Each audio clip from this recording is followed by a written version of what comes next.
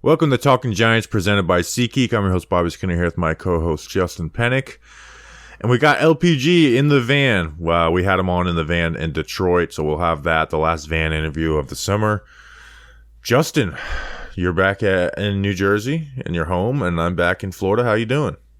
Hey, Bobby Skinner. I'm doing well. It's like I don't even know what to do. The fact that we're recording together for the first time in a while, I'm not sitting next to you. I'm not in an office. I'm not in a van. Miss being in that van. We spent a lot of time in that van together this past week, and I'm doing well. I'm really excited to get back to MetLife Stadium this Friday with, I think about maybe 70,000 of my close friends will be there.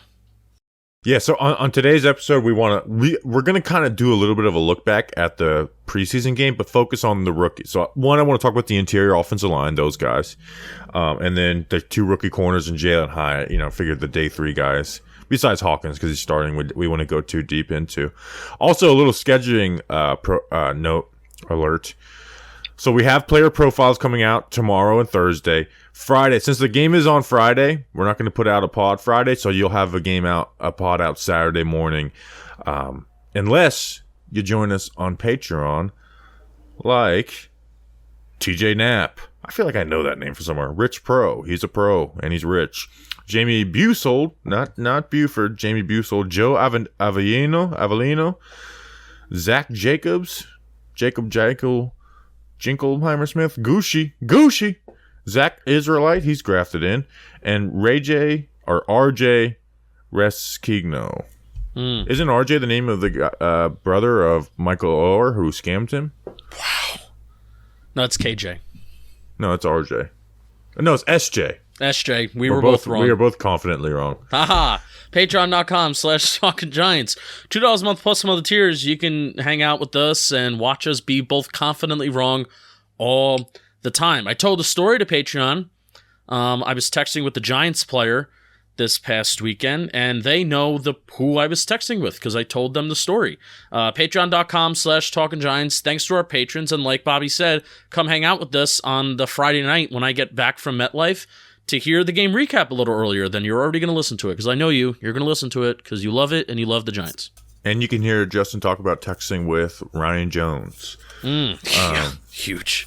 Interior offensive line. I want to start with that. Thank you to Patreon. So I went back and I just did a run through of John Michael Smith's, Ben Bredesen, and Josh Ezeudu. And I want to start with John Michael Smith's. His pass protection film is really good, man. And again, I know it's versus Lions backups, and I still do have some reservations. I want to see him against starters, and the Lions starters aren't even that great on the interior anyways. But it looked really good from a technique standpoint. The question mark I have now is when you watch, remember the film breakdown I did of the practices?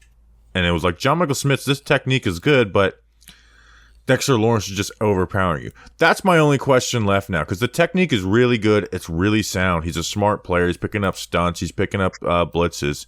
The question is, can he handle the strength of the top NFL guys? I wanted to stop you before, because I know when you get going about O-line play, you don't stop.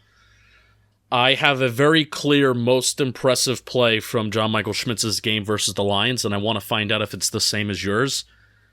When he picked up that stunt, it was, I believe, did I write down the quarter? I did not write down the quarter. I think I might have been in this. It was obviously the first or second quarter, I think. But there was an interior linebacker that's blitzing, starts kind of like on that outside shoulder of the interior defensive lineman, closer to the B gap, and then linebacker stunts around, goes across the face of JMS. JMS comes off the block, double teaming with the Ezeudu for the interior defensive lineman, just levitates, smooth feet, smooth hands, boom, right there, picking up that stunt. Fast linebacker, too. Everything happened kind of fast, and he just picked it up absolutely perfectly. Was that your favorite play from JMS's debut? No, just because stunt pickup to me is get it done. Not this, it was definitely impressive, but I just I like the one-on-ones with defensive linemen. That's what tells me how good of a blocker you are. But yeah, there was two stunt pickups that he had that were really, really nice. One versus Jack Campbell, and there's the other one where Ezeudu kind of shit the bed on it a little bit. Yeah, when Was that the one? When we talk about Ezeudu, I was going to bring up how JMS's most impressive play to me was Josh Ezeudu's second worst play of the game for me. So, but yeah, John Michael Smith, like he gets off the snap, his hands like, and it's a great comparison. If you guys want to go rewatch it, and I know it's hard without all 22, but if you want to go rewatch it, just watch John Michael Smith's hands and go watch Josh Ezeudu's hands, and then you will see the difference in good hand usage. Yeah, where John Michael Smith is not like punching and leaning and like just trying to like knock guys back with his pass protection punch. It's calm. It's good placement. He's reworking his hands, so the technique is all there, man. The only question I have left for John Michael Smith in the pass protection game is how can he handle like the upper body strength of, you know, the Jonathan Allens, the Deron Paynes of the world, Mozzie Smith, and we never really got a matchup with him at Michigan, despite them both being in the Big Ten. Shout out college football realignment. That's like the only question mark I have left. But he was really impressive, man. And if you ask me like who's the player of the game on offense, like who is it? For me, it's John Michael Smith. Unless you want to say Cole Beasley. Like there's really, to me, there's no other candidate outside of Cole Beasley, unless you really were enamored with Tommy DeVito. But even then, like I think it's John Michael Smith was the player of the game on offense. I selfishly hope Tyree Phillips comes back, and you know I think we're gonna see the starters a little bit versus the Panthers this upcoming Friday. That includes John Michael Schmitz. Let's get Evan Neal may not clear concussion protocol, but let's get Andrew Thomas out there. Matt Parrott at right tackle. Hopefully Tyree Phillips can come in so we're not relying on Wyatt Davis at the same time that John Michael Schmitz is the center. Because I selfishly want to see the quarterbacks hold the ball a little bit more instead of snap and then quick release. Because I exactly want to see what you're talking about with John Michael Schmitz. Can he establish an anchor? Can he hold his interior? If he's going 1v1 versus a nose tackle, how can he hold up? Because I felt there were so many times where he held up really nice and the technique was nice, but quarterback is getting rid of the ball so quick, or the quarterback is just getting put on their ass because the tackles are so bad. JMS is there, but I want to see if he can hold up that power, like very similar to what you're saying. Yeah, I mean, in this week versus Carolina, I mean, do they have any dudes that are going to test him in that? I don't. Derek Brown hasn't really panned out.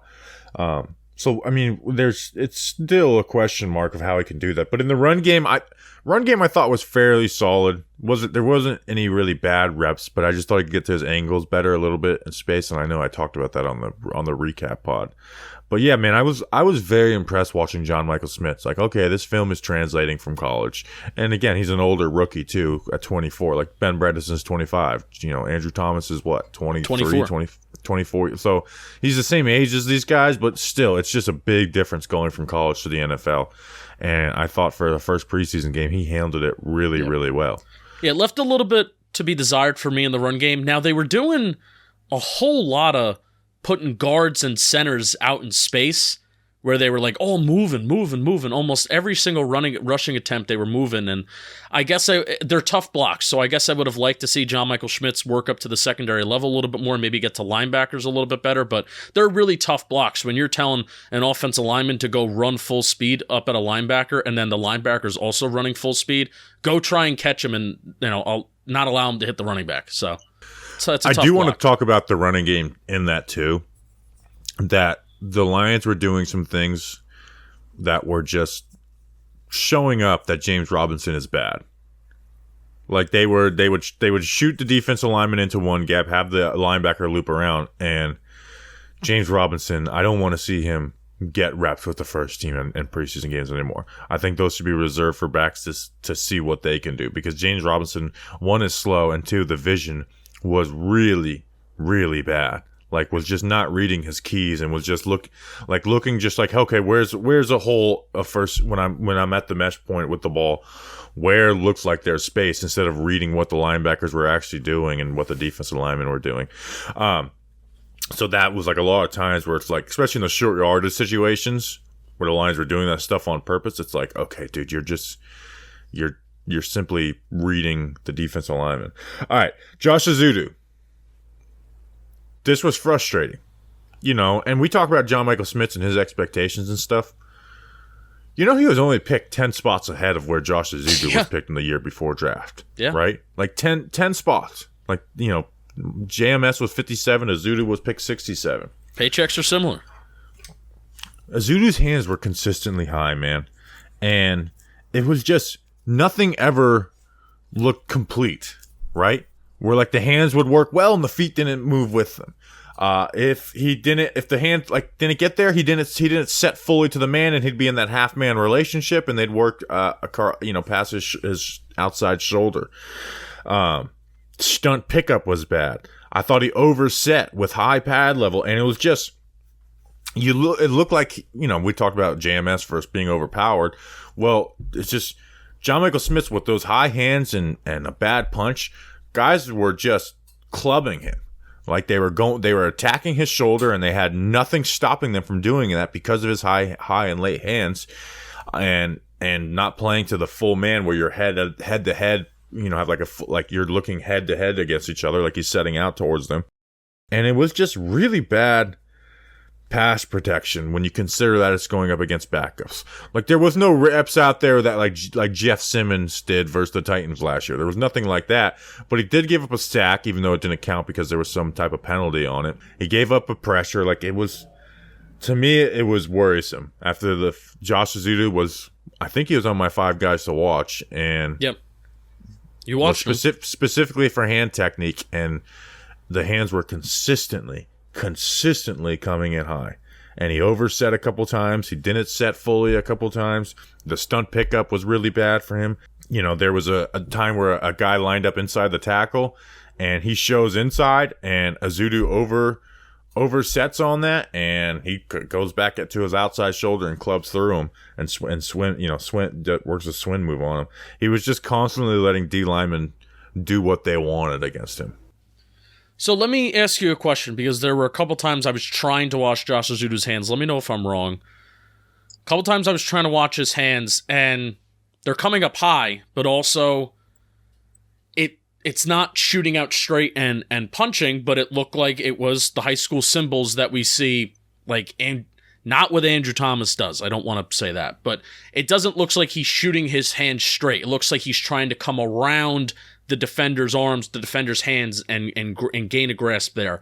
Tell me about the differences between what a guy like Andrew Thomas is trying to accomplish at the tackle spot, which we've talked about all the time with his hands, versus what you would want an interior offensive lineman to accomplish with their hands. Because I do think that they're inevitably different, because they're doing two very different things, especially in pass pro. Well, hand usage is just so much different on the outside versus the inside, where hand usage on the outside is like it's important, but it all starts with your footwork, right? Where when you've got the guards versus defensive tackles, you know, stronger defensive tackles, that's where you make, you know, that's where you see Dexter Lawrence make his money, using his hands and getting his hands on offensive linemen and being able to overpower, because there's just less space in between the two of you. So you kind of got to come out and put hands on guys. And that's where you see Bredesen. We'll talk about Bredesen. Bredesen played well, despite the fact that he did give up a sack. You know, it was kind of on a trick play that didn't work out. And JMS, where Thomas, it's like these guys, it's about their footwork. It's about the speed getting around the corner. It's about, if you're working an inside move, yeah, your hands are important, but the feet are more important. So where Thomas is like, edge rushers use your hands against you, and so do defensive tackles, but there's a lot less space to where the offensive lineman should win the hand battle. You're not like where a defensive end is closing space and can kind of like telegraph when those hands are coming out, where offensive lineman, you should be bringing that punch to them. And again, you shouldn't be lunging either. So yep. It's just consistently, it's a lot of different things with Ezeudu, but it does start with the high hands. Yep. And it's also frustrating to watch Ezeudu, because now kind of, I guess, transitioning to the run game, it's frustrating to watch him because, man, he is athletic. And a lot of those plays where the Giants were putting their interior offensive lineman, putting their offensive lineman out in space and telling them, you know, go out and just run and get in front of somebody. You know, there were times where Ezeudu, I felt like, had some reach blocks where there's an interior defensive lineman that's to the right of him, lining up on his right side, on his right foot. And Ezeudu's got to get over there and get his hat on the other side of that interior D line, and man, he does it. And his hands don't look great, but you can see the athleticism. You can see if he can put it all together that there's a good lineman there, but he just hasn't put it together so far. With Bredesen, I don't want to spend too much time on Bredesen. He was basically the same as last year. Despite the fact that he gave up a sack, which was doing some player profile notes, didn't give up a sack last year. I'm excited to talk about Ben Bredesen and do some comparisons with other guys. But Bredesen looked good. Like the sack that he gave up was that fake reverse to Isaiah Hodgins, and then they had a 2-man route that was just totally covered. So that play was going to end up being either a sack or Tommy DeVito throwing the ball away, and DeVito tried to, stay, move up in the pocket and turn to sack. Now, for Ben Bredesen's sake, he would have liked someone else to give that up, but it wasn't like he got, this quick initial loss. But outside of that, he was really good, working his hands, working independent hands, was, pretty fun, was solid in the run game. Really, the run game issues came from what the Lions were doing, where they would shooting guys into certain gaps and trying to create a clog in the middle, and then looping the linebacker into like either the B or the C gap, and then James Robinson not reading that well, and also the tight ends and tackles had some bad blocks in the run game too. So the interior actually was fine in the run game. It was the tackles and the tight ends and the running back that I thought contributed to it, which makes sense with the personnel the Giants were playing. The rookie corners. May need therapy. Just kidding. They did good. But why don't you talk to us about BetterHelp? They did good. This show is sponsored by BetterHelp. I waved the phone at Bobby. It's like, let me read the ad. And then that's why the pause was there. Whatever it is, whatever you may need, whether it is dealing with the fact that the Giants don't have a slot corner, no, but the therapy's serious. And whether you're thinking about your future, whether you're thinking about maybe improving your relationship, a career change, BetterHelp has got some answers for you, or they're going to help you find out some answers, which is helpful too. Therapy is helpful for learning positive coping skills and how to set boundaries, and empowers you to be the best version of yourself. It's entirely online. You don't need to leave your home. Designed to be convenient, flexible, and suited to your schedule. Just fill out a brief questionnaire to get matched with a licensed therapist, and switch therapists anytime for no additional charge. Let therapy be your map with BetterHelp. Visit BetterHelp.com/TalkinGiants to get 10% off your first month.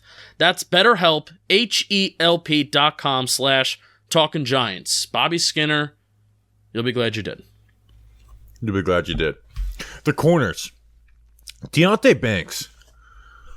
I was really impressed with his film.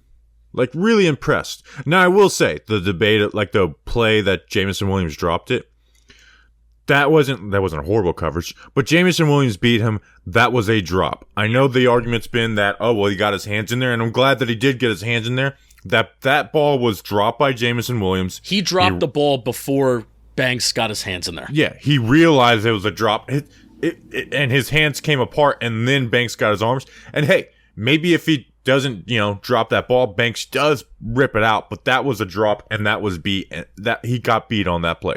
But besides that, I thought his film was excellent. There was a curl route where he ran the route for the wide receiver. I thought he was physical. The Dane Belton interception. Deonte Banks, he lost the release on that and fought for inside leverage, and that would have been a pass breakup by Deonte Banks if that ball wasn't overthrown. Like, outside of that one deep shot to Jamison Williams, I thought Deonte Banks' coverage looked really, really good. And then Hawkins, on the other hand, and then we can talk about them both, I thought was up and down. Now, I don't really worry about the passes he gave up from off coverage versus little, 5-yard hitches or out routes, but on the 4th down Jason Pinnock pass breakup, he got smoked. He got over aggressive on a cut and left Jamison Williams, I believe it was, wide open down the field, and the quarterback just didn't throw it.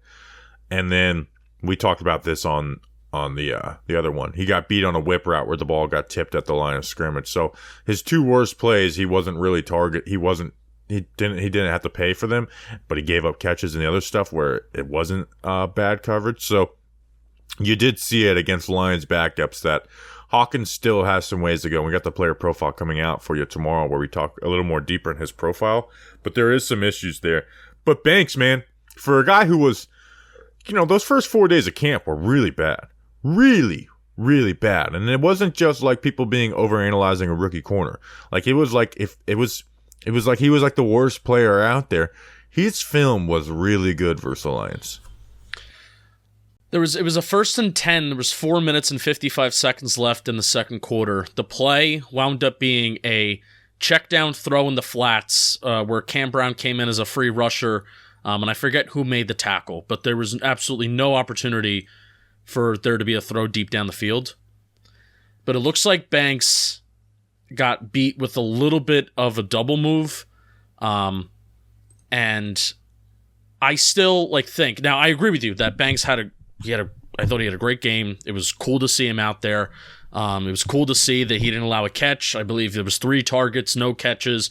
The dude since the first 4 days of camp, I feel like he has barely allowed a catch, whether that be in Giants versus Giants practices, Giants-Lions joint practices, and now even the preseason game. Like, we haven't said Deonte Banks' name because he just hasn't allowed any catches. I still overall do feel that quick and sudden movements, whether that is at the release or whether that is maybe even at the stem of the route, I still do feel that Banks has got room to grow in that category, and we got to be on the lookout for that. Yeah, I did think he struggled after. What was the time stamp on that play again? 4 minutes and 55 seconds left. In the first quarter? Second quarter. Okay. Second quarter. So let me see if I can maybe share my screen and show that for the YouTube crowd. Whoa. Yeah, so he did lose a release. So that is he was able to recover really well. And I also I know because Jameson Williams was picked top 12th, we know, Justin, that the Lions are not very happy with Jameson, and it doesn't just start with the gambling thing. There's issues there. I'm not evaluating Jameson Williams as Trey Hawkins or Deonte Banks going up against this is the 12th pick of the draft and this is a good test. Yeah, it's not going up against Garrett Wilson or Chris Olave. Yeah, or Amon-Ra St. Amon-Ra St. Brown, just on the Lions. I would have loved to see him play a little bit. Yeah, so that's the thing is I see if we are playing, like you said, Amon-Ra St. Brown and Deonte Banks is covering him, I see Amon-Ra St. Brown dominating that matchup. Right. But that is also, and maybe Amon-Ra, but when we do play teams that aren't the Dallas Cowboys week 1, which makes this conversation a little annoying, we should not have Banks or Hawkins covering the best receiver on the outside. Correct. Adore still should be out there for that, right? Yeah.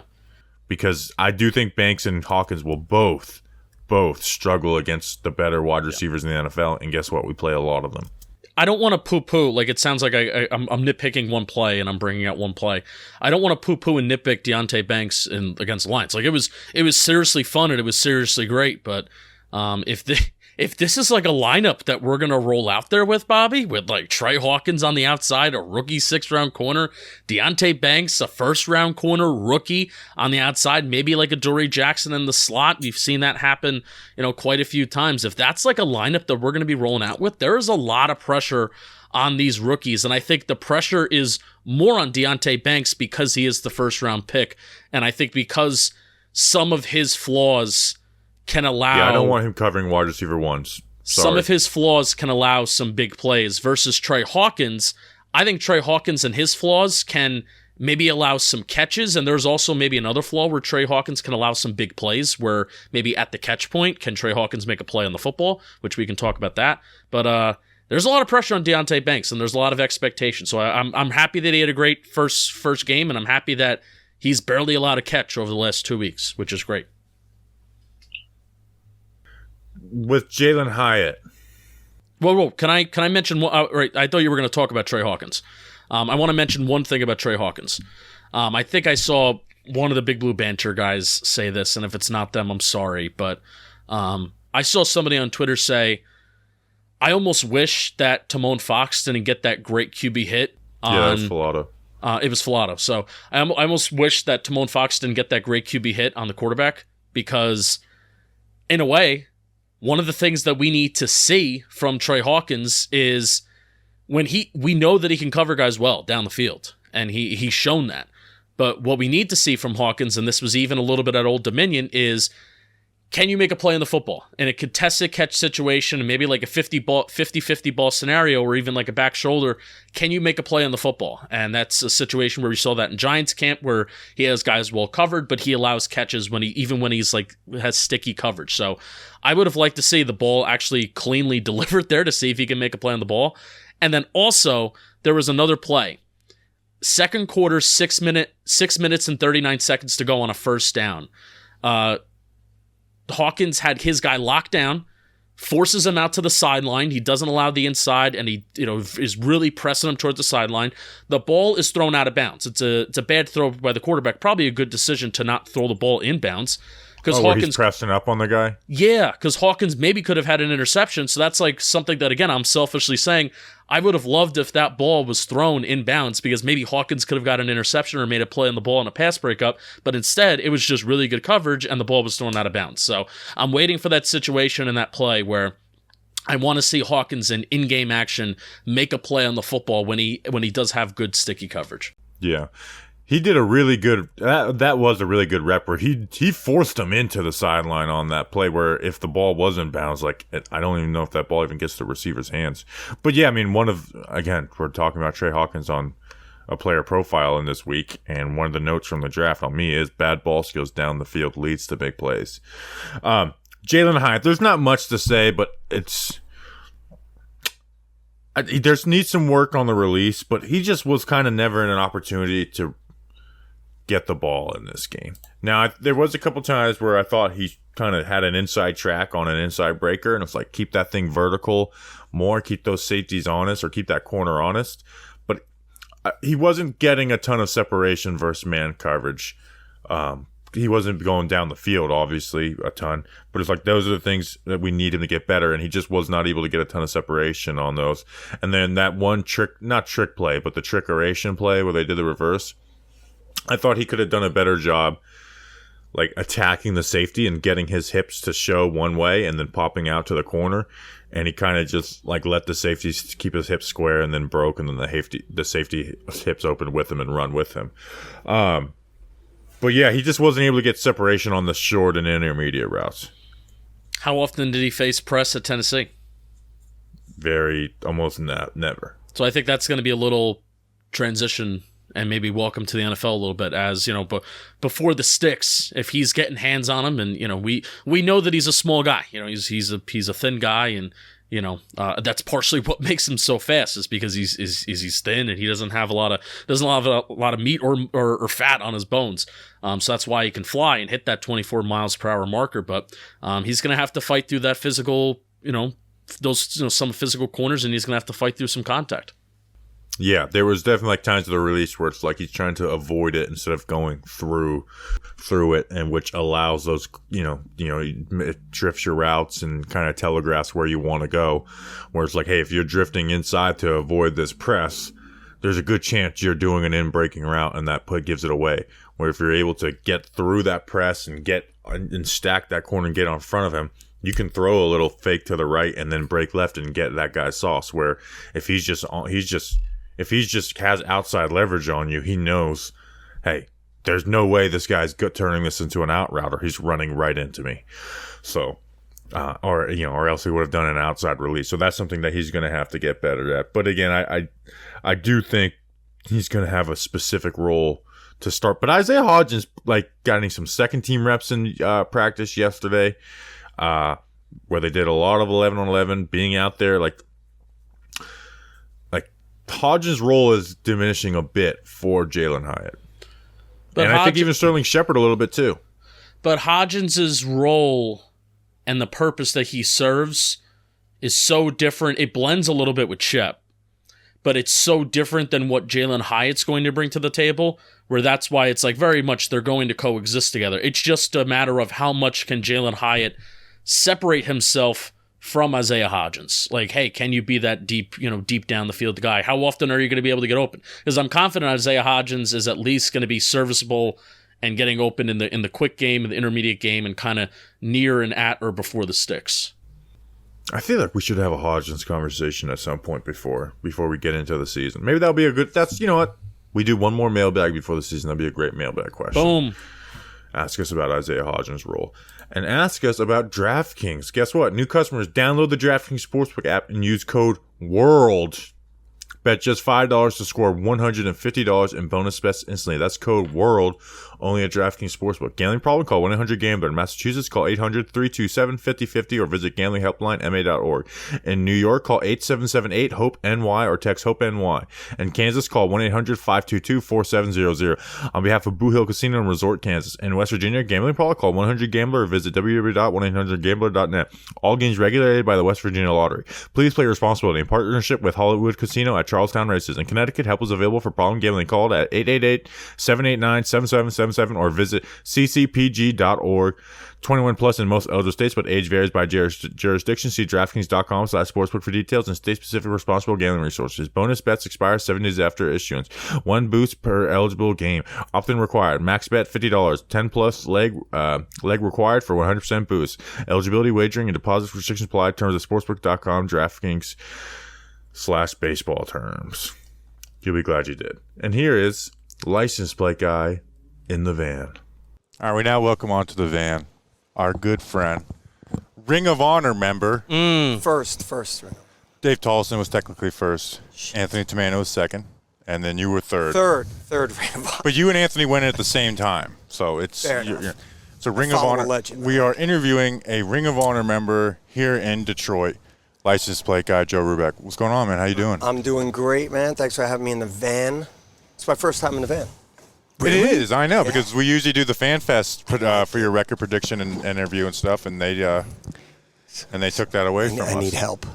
Well, so I feel comfortable doing that with you, and now Yes. that should be a compliment to you. Yes, thank you. So I don't want to go, because we're putting this out next week, so I don't want to go too in the weeds of the joint practice, but what were like some couple things that stood out for you? It doesn't even have to be like play on the field. I know there was a story you were telling us about Isaiah Hodgins. Isaiah, first of all, there's so much talk going on in joint practice. Is great, and none more than C.J. Gardner.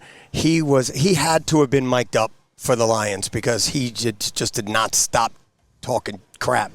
But it's funny because on one play, Isaiah absolutely cooked him, and CJ was talking so much stuff after it. Isaiah got up and it was like, dude, you're on a 1-year deal. I'd relax if I was you. And I was like, oh, who heard that? It was awesome. I saw Isaiah after practice, and I told him I heard. He was like, that was a good line, right? I'm like, it was awesome. Hodgins might have had that one ready to go. He had to have. Because Hodgins is a smart dude.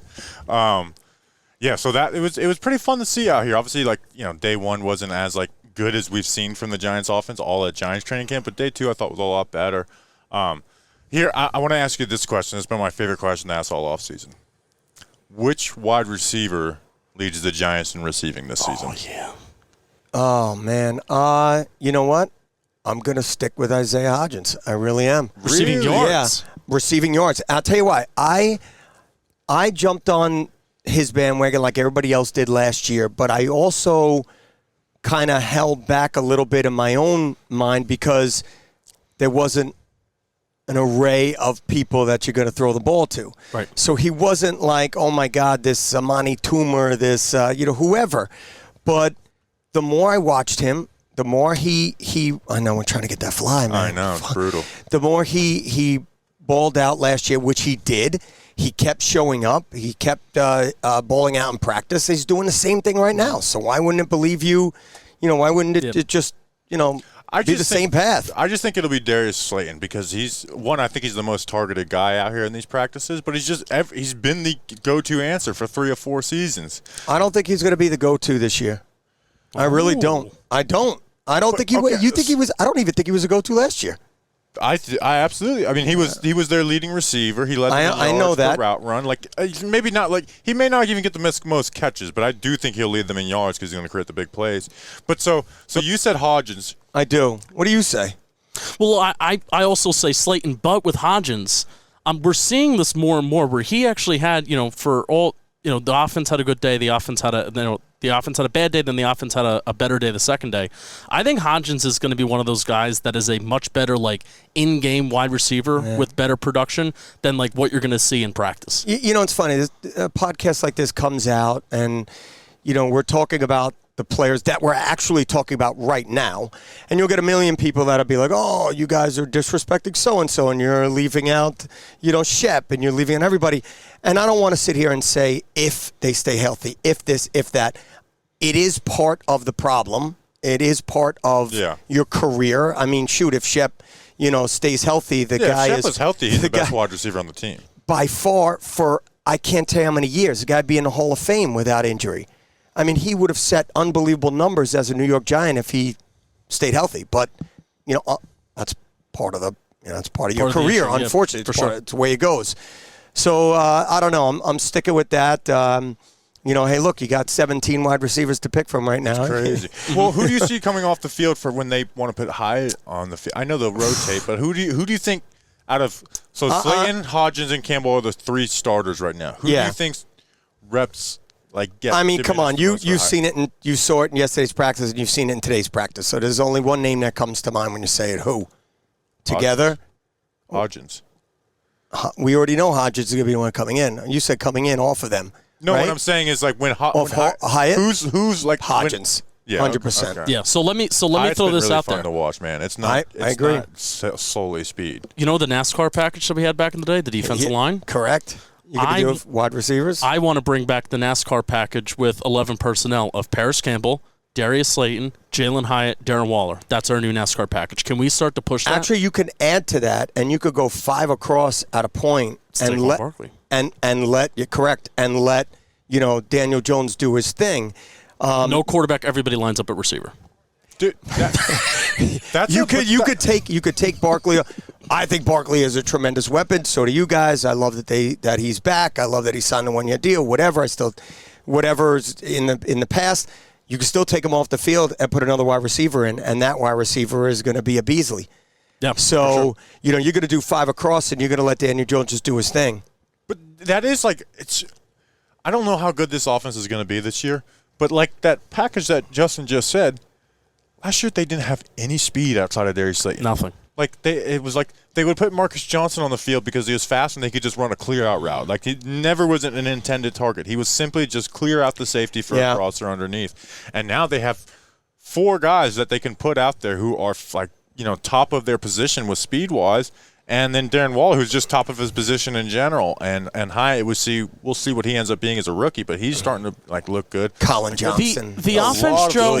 Colin Johnson's could play. The offense, Joe. When we end the year, if we're around the same area, I think we were 16th in points per drive or points per game, whatever like that. We could be 12th, and that's around the same area, around the same points, which is improvement. But I think overall, Joe, since 2015. We haven't known what offense looks like as Giants fans. And I think we've forgotten what efficient, capable, explosive offense and even in 2016 when it was only Odell, that offense was still bottom of the barrel explosive because now there's multiple guys that you can go to, and I'm really excited to just see it all out in the field at one time. That's a really good way to look at it because a lot of people, and especially when you get onto social media, they'll take that point and they'll yell at Giants fans for being so happy about, what's his name that went to Kansas City? Richie James. So you look at a Richie James and you'd be like, oh. And we overhype, which Richie James was good, but we overhyped the average That is what I'm saying. Yeah. From the last line that you just gave was we attach ourselves to something because we're in the desert and we see an oasis and we're just starving for something. It's somewhat working. And it is. So I don't mind taking the heat on social media, not me, everybody, when you just, put all your eggs in one basket because you think this person is going to be that good because we're hoping that they're that good. And Richard James is a classic example of that. Yeah, for sure. What is your record prediction for the 2023 New York Giants? So last year for you guys was the first time in my life I ever predicted under. It was only a game. I think you have to do it again because that's what the Giants need. And I'm going to and I'm going to say the same thing now so they could get us one above. I'm going to go 9, even though I want to say double digits. I always say double digits. I'm going to do the 9 because I want the Giants to have 10. 9 and 8.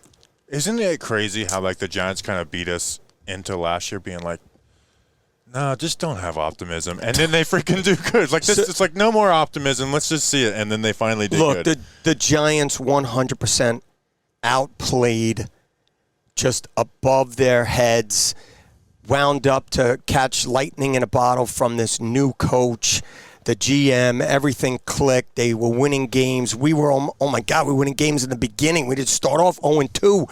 So, I'm always an optimist. I'm always going to see it like that. I do want the Giants to feed off of what they did last year, and I believe they will. I mean, look at the division again. The Eagles are who the Eagles are. Can't believe they keep signing players. Dallas is going to crap the bed, whenever they do. Are we beating them week 1? We're not. It's not even going to be a game. Wow. It's not. I hope it is a game, because if it's not a game, I feel bad. No, you're not going to feel bad. It's Dallas. You feel bad. We have to win that game. The Giants are going to destroy the Dallas Cowboys week 1. I don't know how many people are going to send me this shit on Twitter. Dude, who cares? No. Who gives a damn? It's Dude, week 1. Can I real like quick? when we lost to the playoffs and the Eagles, like so the competitor what? to me, I had a path to victory, and I was believing. I was like, we're gonna win, and I would much rather do that. Oh, ha, Bobby. Ha.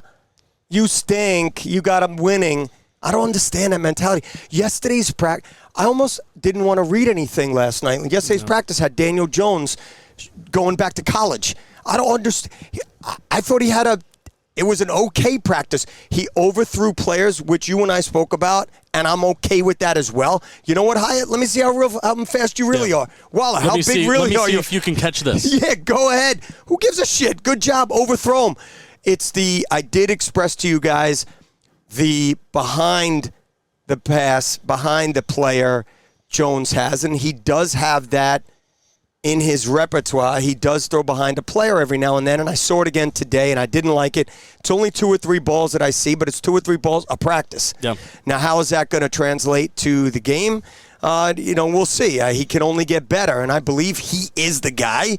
So social media, the people that hate, Jones, here's the mid-Jones we all knew. Way to pay him all that money, see him 4 years, and they'll complain for 4 years.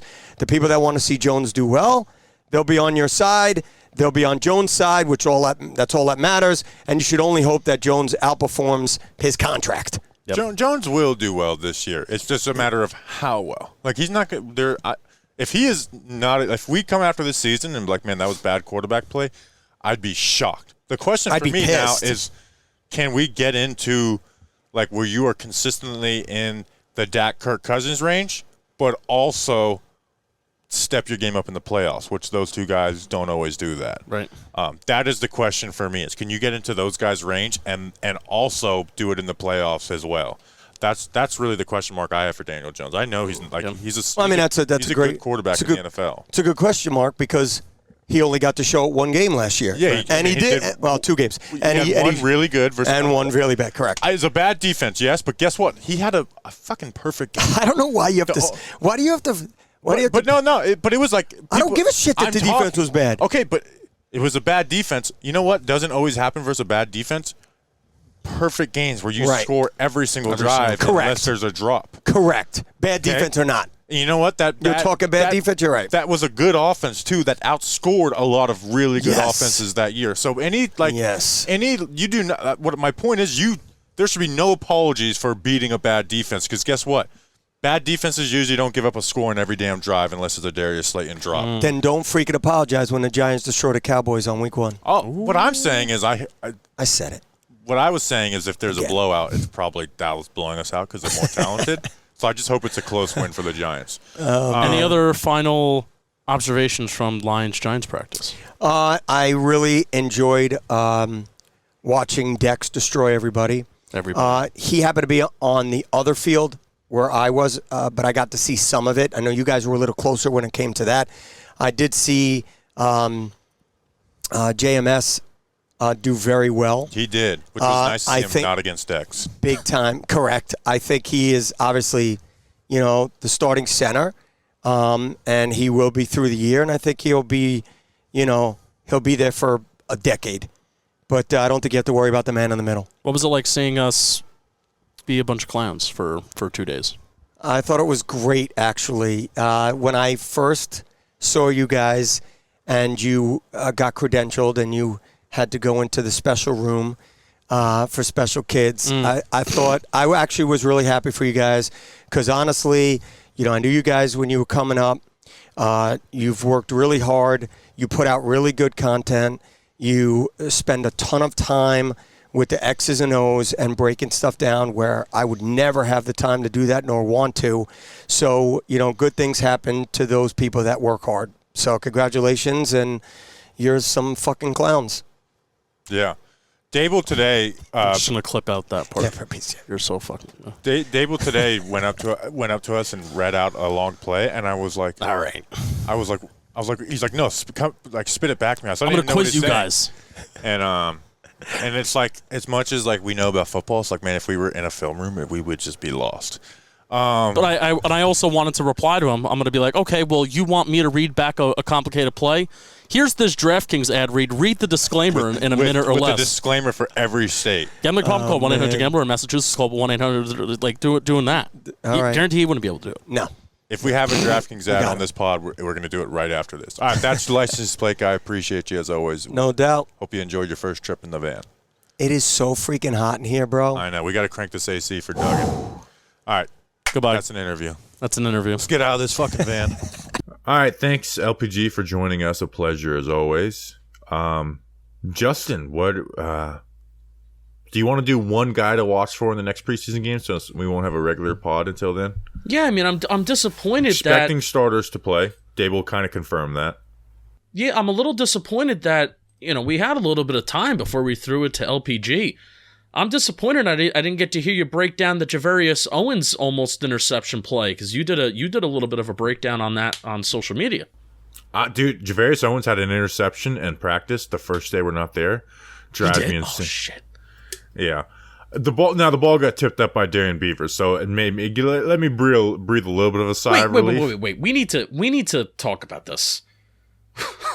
The pod that we were like the Lions preview pod, are the Giants gonna get any interceptions? They've been interception city since then.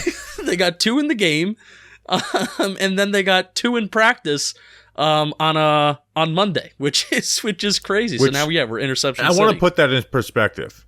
So they had 2. Dane Belton had 1. Javarius Owens had 1 on Monday practice. They had 2 in the preseason game. Before that, in 11 practices, they had 1, maybe 2 if you count the fact that the Jason Pinnock one-hander was I don't after count that. No. Yeah, it was after a clear, the play is dead. Daniel Jones literally just threw it up because the play was clearly dead. The only other one was on the second team where Cam Brown tipped it up to Carter Coughlin. That was the only interception in team period through 11 practices, 11 on 11. Insane. And then I would love to see the video of the Dane. Maybe it's out on the Giants website now. Maybe it is. But yeah, Javarius Owens, I'm excited for him. Watching him in the preseason action, I thought he played really well. And I'm hoping he gets a role in this team eventually. I really like Javarius Owens, man, and I felt a little validated after one preseason game. Yeah, because I feel like what he did well kind of matches his draft profile. He was physical, kind of came up in the run game. He was a good tackler, played fast, played hard, played fast. Instinctive, I think that's coverage. That's the main thing that you kind of want your day 3 players to do, and he did that. And even Alex Cook was super fun too, which is making the safety room and safety depth that we were questioning kind of throughout the spring. And, is anybody going to step up? It's honestly some of the guys that maybe we didn't expect to step up. You expected Javarius Owens, but, I like Javarius Owens and Alex Cook. Said the safety battle is probably the most fun because it's so wide open. Yeah. And you have legitimate guys there. But even I feel like these guys are kind of pushing Bobby McCain a little bit, and maybe making his roster spot a little bit in question. McCain's definitely been the worst performing safety throughout camp.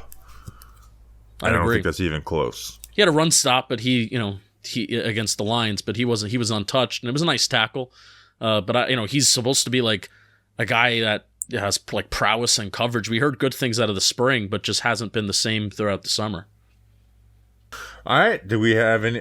All right. Let's do your one guy to watch for in the preseason. Okay. We're expecting starters to play. Can't say Evan Neal because we don't know if he's going to play.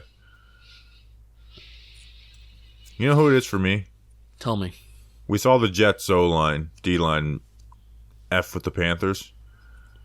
Kayvon, you should dominate this Panthers offensive line. Yeah. It's Kayvon for me. Kayvon for you. I think even if Darren Waller doesn't play, Daniel Bellinger should play. And I'm interested to see how he does and how he's targeted and what he looks like. So I'm going to say Daniel Bellinger. Okay. All right, cool. He was like at top of my list for the first one last year. Like, watch his blocking. Yep. They have been using the tight ends out like Ryan. Research Rick pointed this out because, of course, he does. They've been using their tight ends out wide a ton, and like Ryan Jones had like the biggest disparity of like I think he only took one snap with his hand in the dirt. So now as we get more like, hey, let's get Daniel Bellinger in the fold. Maybe Darren Waller will play. I'm interested to see the splits of, how much they're willing to adjust the offense to when Daniel Bellinger's on the field versus when Darren Waller's out on the field. I've talked about the tight end in line versus out wide splits all summer because I think it's one of the more fascinating things about this offense. You want to know who my top 5 for the first preseason game versus the Patriots was last year?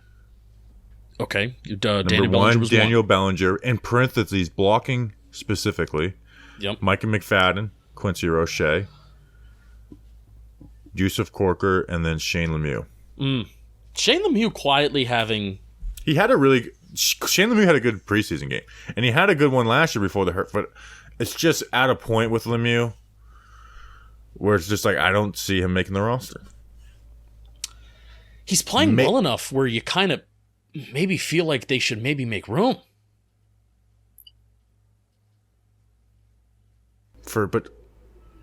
No, I just think there's more important players to make room for on this roster. He would get claimed by somebody. I don't think so. No, you don't think it would be he hasn't played since his rookie year, basically. Yeah, you don't think it would be a Ben Bredesen situation? I know we traded for Ben Bredesen. I get that. Ben Bredesen was a second-year player, fourth-round pick. Shane Lemieux is a fifth-round pick who hasn't played a full game since his rookie year. All right, good point. And that was bad film. Good point. But I hope we can keep him on the practice squad. All right, that's an episode. We will see you guys for player profiles this week, and then we'll have a game recap of the Giants versus the Panthers. Appreciate you guys. We'll see you then. Until then, let's go Big Blue.